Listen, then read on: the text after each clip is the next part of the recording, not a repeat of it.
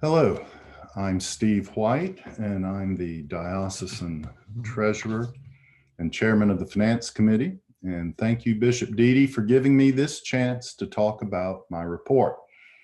And if you're anything like me, then you consider the reading off of all those bullet points in the Treasurer's report the highlight of every convention. But this year, I'd like to do things a little differently. And if any year is a year for doing things differently, this is it.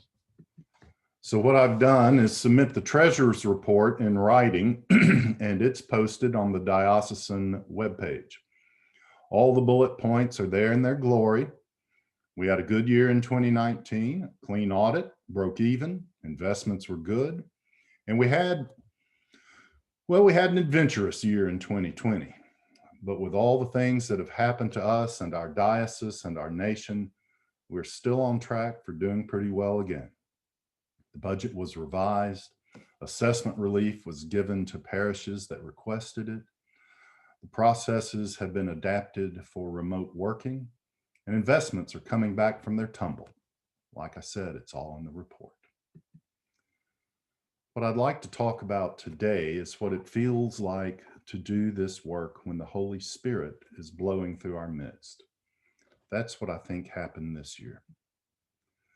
When the pandemic hit, and we all felt that hit like a ton of bricks, several folks in leadership positions started asking, how do we do what we do when we aren't sure what needs to be done right now?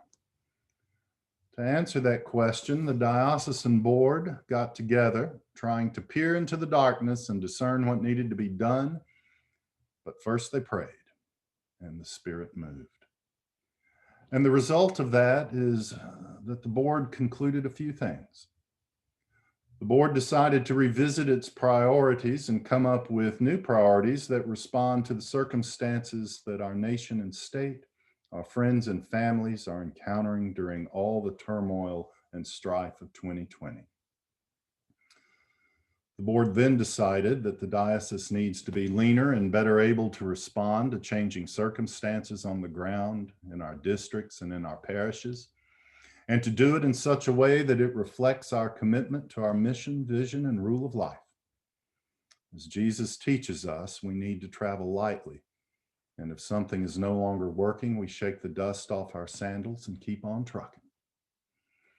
So in order to do that, the board decided that where possible, we should shift power to address those priorities to the parishes and communities and regions. In this corona tide, the parishes know what needs of their communities and their churches are out there, and each area of our diocese has been affected differently. Better to let parishes tell us what they need so we can work with them to allow God to move in their lives. And finally, in order to accomplish this partnership, the board instructed the Finance Committee to revamp the budget to create a pool of grant monies that would be available to parishes who choose to address those priorities.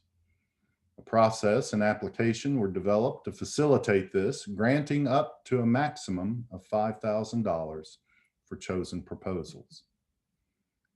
So what are our current priorities?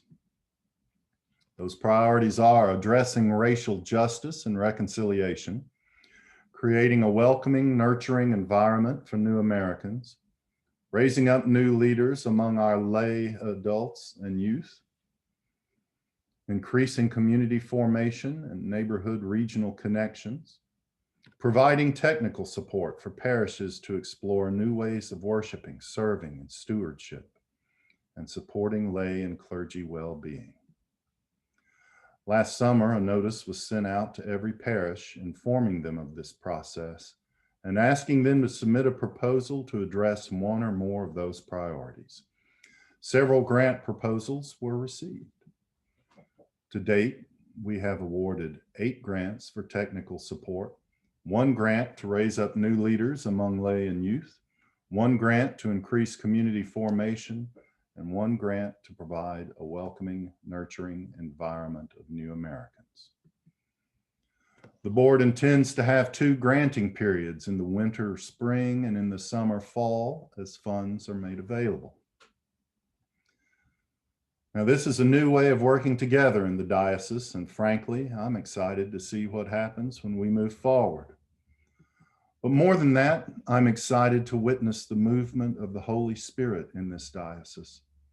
I was on more than one Zoom call as we responded to the pandemic and national turmoil, and I saw your Episcopal friends and neighbors, both lay and clergy, addressing the unknown with courage, clarity, and prayer.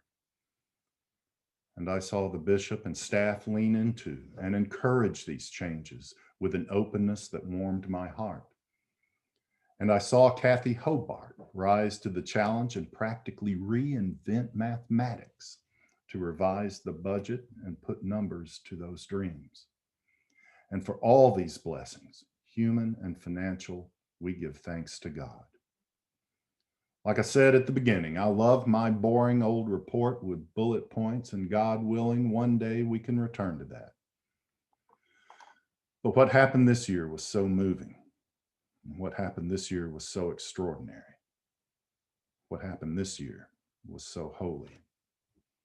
And I just wanted you to know. Thank you.